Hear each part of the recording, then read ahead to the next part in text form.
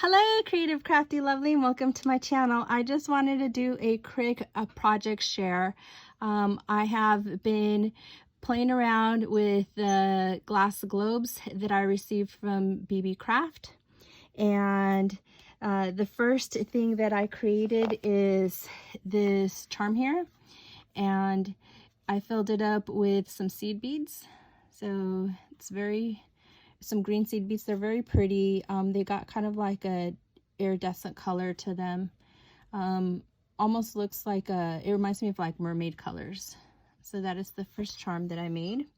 And then the second charm that I made is this one here.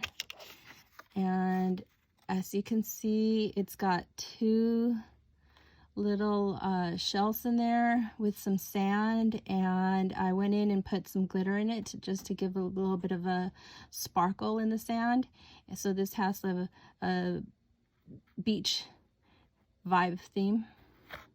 So that's that one. And I had been wanting to play with clay for a while, so what I did is I created this cute little gumball charm. Isn't it cute? And then I went in and I created the base and all the little gumballs in there, and then I created the top.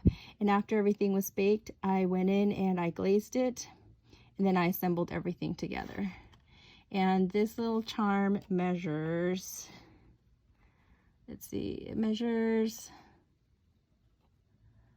about 2 inches. So it's really small. So it's very cute. And I'll probably be making some more of these in different colors. And then the other item that I made, because I still had a little bit of clay, but it does not involve a globe, is this cute little sock monkey. Isn't it cute? Oh my gosh, she's so cute. And she is also very small. Let's see, she measures about 1 3/4. So that's my little sock monkey.